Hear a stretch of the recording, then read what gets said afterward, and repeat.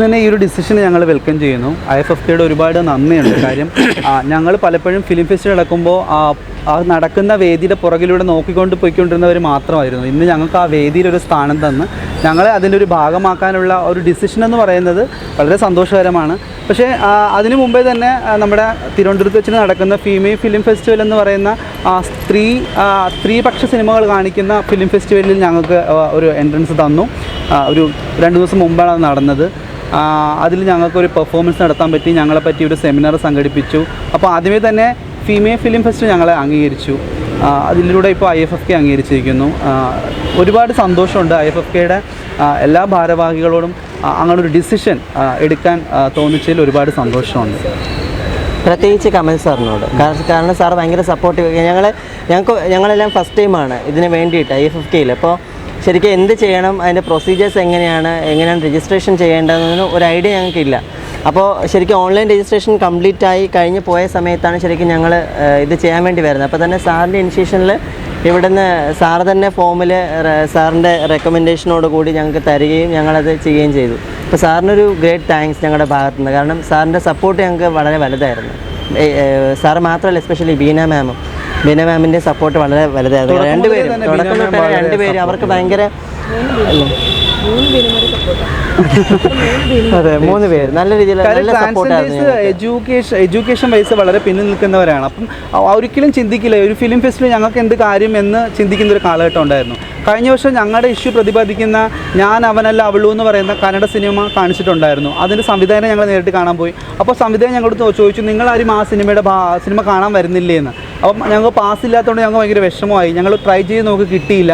അപ്പോഴേ ഞങ്ങൾക്ക് ഒരു ആഗ്രഹം ഉണ്ടായിരുന്നു, എന്തായാലും ഈ ഫിലിം ഫെസ്റ്റ് നടക്കുമ്പോൾ ഞങ്ങളുടെ ഇഷ്യൂസ് പ്രതിപാദിക്കുന്ന ഒരുപാട് സിനിമകൾ വരുന്നുണ്ട്, അതിൽ പങ്കെടുക്കണമെന്നുള്ളത്. എന്തുകൊണ്ടോ ഇപ്രാവശ്യം അത് സാധിച്ചു. ഏകദേശം 50ഓളം ട്രാൻസ്ജെൻഡേഴ്സ് പങ്കെടുക്കാൻ വരുന്നുണ്ട്. അടുത്ത വർഷം ഇതിലും കൂടുതൽ ട്രാൻസ്ജെൻഡർ ആൾക്കാർ ഇത്തരം മേളകളുടെ ഭാഗം ആകുമെന്ന് പ്രതീക്ഷിക്കുന്നു. അതിലൂടെ ഒരു പുതിയൊരു ചരിത്രമാണ് കേരള സമൂഹം കുറിക്കുന്നത്. കേരളത്തിലെ സാംസ്കാരിക രംഗത്ത് അല്ലെങ്കിൽ ചലച്ചിത്ര രംഗത്ത് ട്രാൻസ്ജെൻഡേഴ്സിൻ്റെ ഒരു സ്ഥാനം എപ്പോഴും വളരെ പിന്നാമ്പുറത്തും അല്ലെങ്കിൽ എപ്പോഴും വളരെ മോശമായിട്ടുള്ള രീതിയിൽ മാത്രമായിരുന്നു. പക്ഷേ അത് ഇതിലൂടെ മാറിക്കിട്ടുമെന്നുള്ളൊരു പ്രതീക്ഷയും ഞങ്ങൾക്കുണ്ട്. ശരിക്കും ഞങ്ങൾ മാറ്റി നിർത്തപ്പെടേണ്ടവരല്ല എന്നുള്ളതിനുള്ള തെളിവാണിത്. ശരിക്കും ട്രാൻസ്ജെൻഡേഴ്സും മുഖ്യധാരാ സമൂഹത്തിൻ്റെ ഭാഗമാണെന്നുള്ളതിന് തെളിവാണ് ഈ ഒരു അംഗീകാരം എന്ന് പറയുന്നത്. ശരിക്കും ഞങ്ങളിലും കഴിവുള്ളവരുണ്ട്, ഞങ്ങൾ ആരും മോശക്കാരല്ല എന്നുള്ളൊരു ഉത്തമ ഉദാഹരണമായിട്ടാണ് ഇപ്പോൾ ഞങ്ങളെല്ലാവരും ഈ ഒരു ഇതിലേക്ക് വന്നത്, മുഖ്യധാരയിലേക്ക് ഇപ്പോൾ ഞങ്ങൾ എത്തിയിരിക്കുന്നത്. കാരണം ഞങ്ങൾക്കും സാധിക്കും എന്നുള്ളതിന് തെളിവാണല്ലോ. കാരണം എപ്പോഴും ഒരു മാറ്റി നിർത്തപ്പെടലാണ് അല്ലെങ്കിൽ ഒരു അവഗണനയാണ് സമൂഹത്തിൽ നിന്നിപ്പോൾ ഞങ്ങളുടെ കാര്യം മാത്രമല്ല. ശരിക്കും ഞങ്ങൾ സംസാരിക്കുമ്പോൾ 2 തരം ആൾക്കാരാണ് ട്രാൻസ്ജെൻഡേഴ്സ് ആയിട്ടുള്ളത്. ഫീമെയിൽ ടു മെയിൽ ട്രാൻസ്ജെൻഡേഴ്സും മെയിൽ ടു ഫീമെയിൽ ട്രാൻസ്ജെൻഡർ. പക്ഷേ ശരിക്കും ഞങ്ങളുടെ വിസിബിലിറ്റി കുറച്ച് കൂടുതലാണ്. കാരണം മെയിൽ ടു ഫീമെയിൽ ട്രാൻസ്ജെൻഡേഴ്സിൻ്റെ വിസിബിലിറ്റി കുറച്ച് കൂടുതലാണ്. പക്ഷേ മറ്റുള്ളവരുടെ വിസിബിലിറ്റി കുറവാണെന്ന് മാത്രമല്ല, അവരെ പെട്ടെന്ന് ഐഡൻറ്റിഫൈ ചെയ്യത്തുമില്ല. കാരണം ഞങ്ങളാണ് നടന്നു പോകുന്നതെങ്കിൽ ഇത് എന്ത് പോക്കാണെന്നൊരു നോട്ടം നോക്കുന്ന ആൾക്കാരാണ് സമൂഹത്തിലുള്ളത്. ശരിക്കും സത്യമാണ്. മറ്റുള്ളവരാണെങ്കിൽ ശ്രദ്ധിക്കാറ് പോലുമില്ല. മീൻസ് ഞങ്ങളെ ഇതായിട്ടുള്ള ഫീമെയിൽ ടു മെയിലായിട്ടുള്ള ആൾക്കാരെ ശ്രദ്ധിക്കാറ് പോലുമില്ല. അപ്പോൾ അവിടെ സ്ത്രീയായിട്ട് പെരുമാറുന്നത് കൊണ്ട് എന്തോ മോശമാണ്, സ്ത്രീ സമൂഹത്തിൽ അപ്പോൾ താഴ്ത്തപ്പെടേണ്ട ഒരാളാണോ എന്നൊരു ചിന്ത ഞങ്ങളിൽ പലപ്പോഴും ഉണ്ടായിട്ടുണ്ട്. അപ്പോൾ അങ്ങനെ ഉള്ളതുകൊണ്ട് തന്നെ ഞങ്ങൾക്കും ശാക്തീകരണം വേണം എന്നുള്ളതിൻ്റെ പുറത്താണ് ഇത്രയും ചേഞ്ചസ് ഇപ്പോൾ സമൂഹത്തിൽ വന്നത്. അപ്പോൾ ആ ഒരു ചേഞ്ചിൻ്റെ ഭാഗമായിട്ടാണ് ഇപ്പോൾ സമൂഹത്തിലുള്ള പല മേഖലകളിലും ഞങ്ങൾ അംഗീകരിക്കാൻ തുടങ്ങിയത്. ഇപ്പോൾ കേരളത്തിലുള്ള വിവിധ കലാലയങ്ങളിലൊക്കെ തന്നെ ശരിക്കും ട്രാൻസ്ജെൻഡേഴ്സ് സൗഹൃദ ക്യാമ്പസായിട്ടൊക്കെ പ്രഖ്യാപിച്ചിട്ടുണ്ട്. പക്ഷെ നല്ല കാര്യമൊക്കെ തന്നെയാണ്. ഞങ്ങൾ പോകുന്നത്, ഞങ്ങളെക്കുറിച്ച് സംസാരിക്കുന്നതൊക്കെ വളരെ നല്ല കാര്യം. കാരണം ഒരു കലാലയത്തിലൊക്കെ നമ്മൾ പോയി സംസാരിക്കുമ്പോഴത്തേക്കും അവർക്കൊരു അവയർനെസ് കിട്ടുന്നുള്ള സത്യമാണ്. പക്ഷേ അത് എത്രത്തോളം എഫക്റ്റീവായിട്ട് നടക്കുന്നു എന്നുള്ളത് നമ്മൾ രണ്ടാമത് വീണ്ടും ചിന്തിക്കേണ്ട കാര്യമാണ്. കാരണം ഒരു കോളേജിൽ നിന്ന് പോയി ഞങ്ങളിപ്പോൾ സംസാരിക്കുകയാണ്, ഞങ്ങളുടെ ആരെങ്കിലും ഒരാളെ പോയി ഒരു ക്ലാസ് എടുക്കുകയാണെന്നുണ്ടെങ്കിൽ ആ സമയത്തുള്ള എഫക്റ്റ് മാത്രമേ അവിടെ കിട്ടുന്നുള്ളൂ. ശരിക്കും ഞങ്ങളെപ്പോൾ ഒരാളെ പിന്നെ പുറത്ത് വെച്ച് കാണുമ്പോഴത്തേക്കും ആ ക്ലാസ് കേട്ടുകൊണ്ട് ആ കലാലയത്തിലിരിക്കുന്ന കുട്ടി പെരുമാറുന്ന രീതി വളരെ മോശമാണ്. അപ്പോൾ അതൊക്കെ മാറണം. അത് മാറണമെങ്കിൽ ഞങ്ങളാരും ഒളിച്ചിരുന്നിട്ട് കാര്യമില്ല എന്ന് തോന്നിയത് കൊണ്ടാണ് ഞങ്ങളൊക്കെ മുഖ്യധാരാ സമൂഹത്തിൻ്റെ ഭാഗമായിട്ട് മാറാൻ ശ്രമം നടത്തിക്കൊണ്ടിരിക്കുന്നത്. ഇനി ഞങ്ങൾ മുഖ്യധാരയിൽ തന്നെ ഉണ്ടാവും.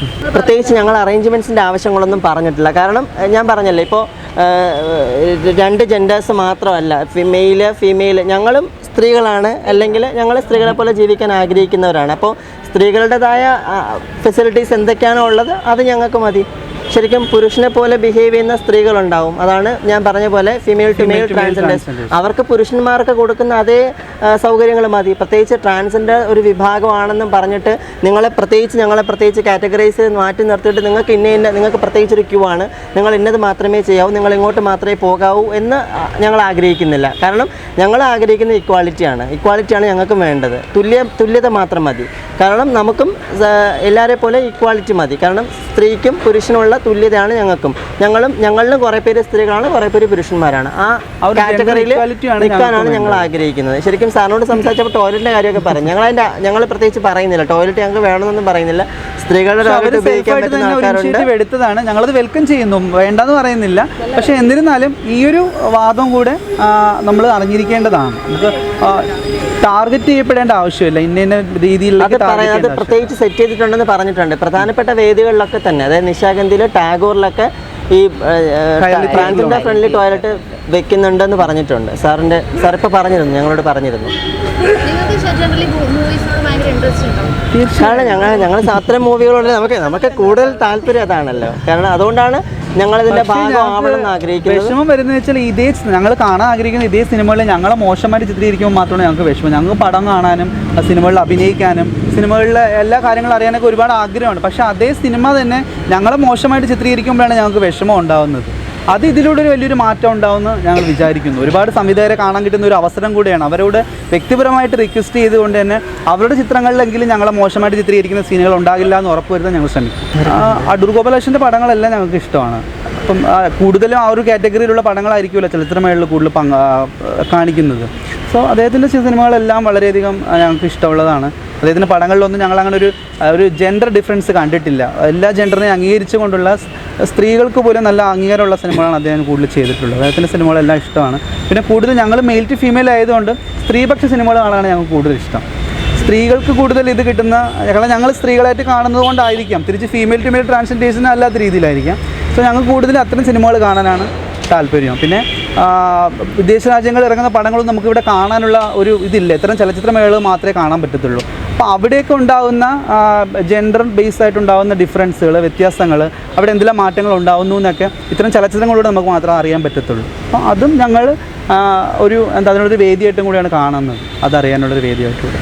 തന്നെ ഈ ഒരു ഡിസിഷൻ ഞങ്ങൾ വെൽക്കം ചെയ്യുന്നു. IFFKയുടെ ഒരുപാട് നന്ദിയുണ്ട്. കാര്യം ഞങ്ങൾ പലപ്പോഴും ഫിലിം ഫെസ്റ്റിവൽ നടക്കുമ്പോൾ ആ നടക്കുന്ന വേദിയുടെ പുറകിലൂടെ നോക്കിക്കൊണ്ട് പോയിക്കൊണ്ടിരുന്നവർ മാത്രമായിരുന്നു. ഇന്ന് ഞങ്ങൾക്ക് ആ വേദിയിലൊരു സ്ഥാനം തന്ന് ഞങ്ങളെ അതിൻ്റെ ഒരു ഭാഗമാക്കാനുള്ള ഒരു ഡിസിഷൻ എന്ന് പറയുന്നത് വളരെ സന്തോഷകരമാണ്. പക്ഷേ അതിനു മുമ്പേ തന്നെ നമ്മുടെ തിരുവനന്തപുരത്ത് വെച്ച് നടക്കുന്ന ഫീമെയിൽ ഫിലിം ഫെസ്റ്റിവൽ എന്ന് പറയുന്ന സ്ത്രീപക്ഷ സിനിമകൾ കാണിക്കുന്ന ഫിലിം ഫെസ്റ്റിവലിൽ ഞങ്ങൾക്ക് ഒരു എൻട്രൻസ് തന്നു. ഒരു 2 ദിവസം മുമ്പാണ് അത് നടന്നത്. അതിൽ ഞങ്ങൾക്കൊരു പെർഫോമൻസ് നടത്താൻ പറ്റി. ഞങ്ങളെപ്പറ്റി ഒരു സെമിനാർ സംഘടിപ്പിച്ചു. അപ്പോൾ ആദ്യമേ തന്നെ ഫീമെയിൽ ഫിലിം ഫെസ്റ്റ് ഞങ്ങളെ അംഗീകരിച്ചു. അതിലൂടെ ഇപ്പോൾ IFFK അംഗീകരിച്ചിരിക്കുന്നു.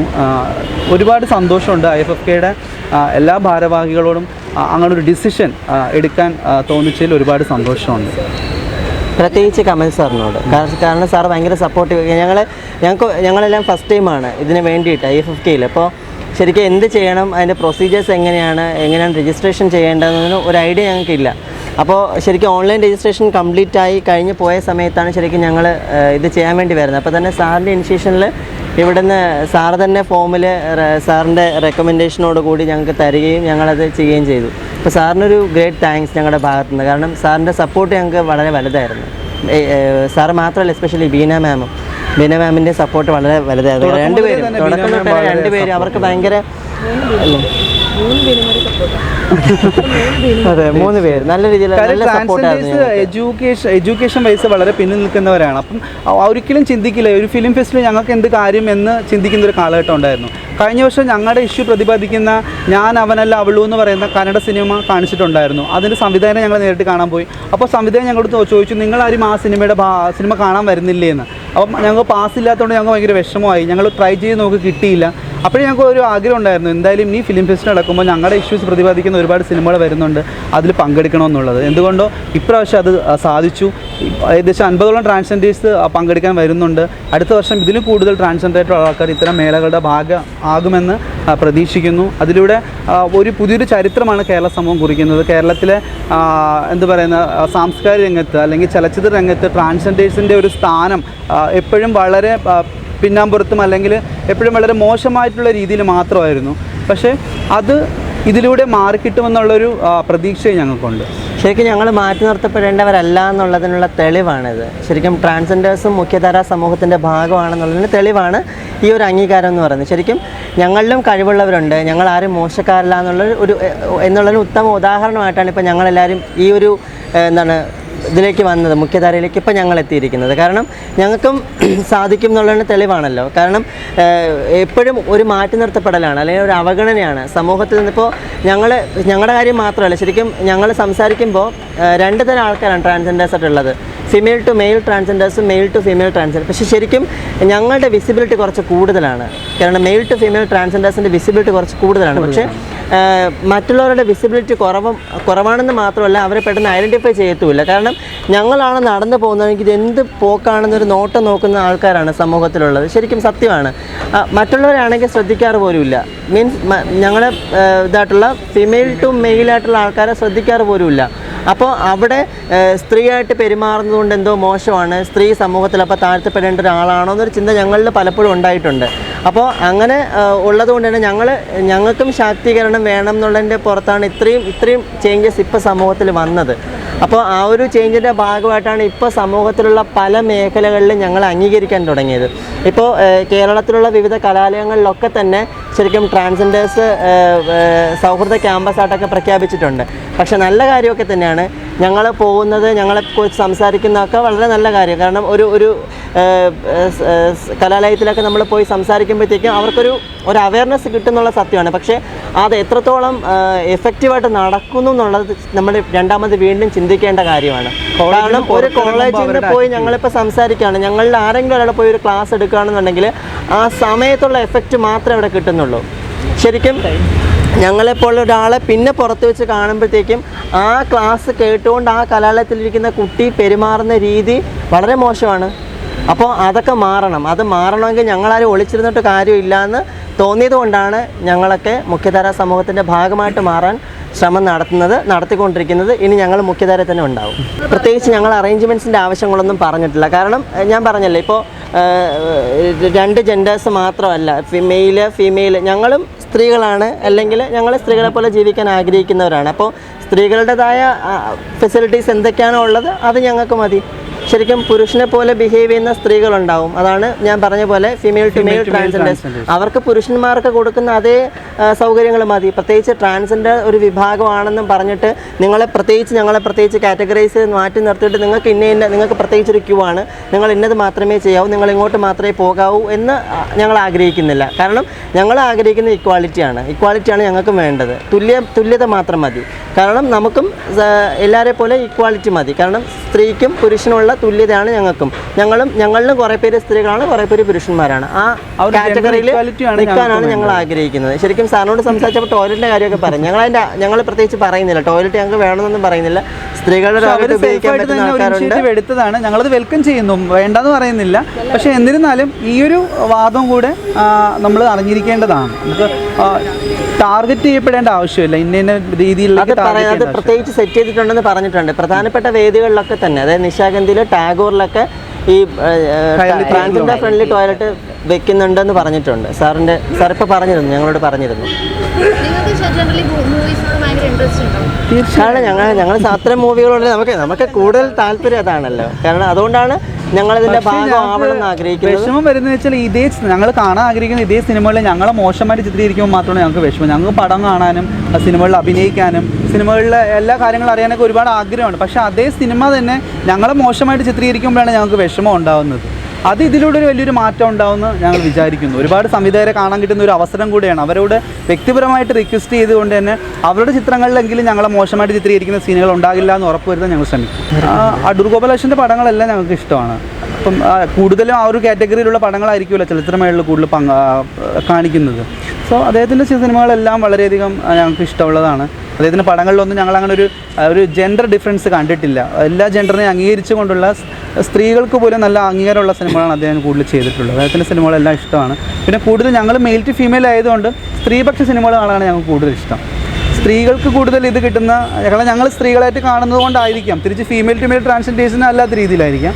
സോ ഞങ്ങൾ കൂടുതൽ അത്തരം സിനിമകൾ കാണാനാണ് താല്പര്യം. പിന്നെ വിദേശ രാജ്യങ്ങളിൽ ഇറങ്ങുന്ന പടങ്ങളും നമുക്കിവിടെ കാണാനുള്ള ഒരു ഇതില്ല. ഇത്തരം ചലച്ചിത്രമേളകൾ മാത്രമേ കാണാൻ പറ്റത്തുള്ളൂ. അപ്പോൾ അവിടെയൊക്കെ ഉണ്ടാകുന്ന ജെൻഡർ ബേസ് ആയിട്ടുണ്ടാകുന്ന ഡിഫറൻസുകൾ, വ്യത്യാസങ്ങൾ, അവിടെ എന്തെല്ലാം മാറ്റങ്ങൾ ഉണ്ടാകുന്നു എന്നൊക്കെ ഇത്തരം ചലച്ചിത്രങ്ങളിലൂടെ നമുക്ക് മാത്രമേ അറിയാൻ പറ്റത്തുള്ളൂ. അപ്പോൾ അതും ഞങ്ങൾ അതിനൊരു വേദിയായിട്ടും കൂടിയാണ് കാണുന്നത്, അതറിയാനുള്ളൊരു വേദിയായിട്ടുകൂടെ.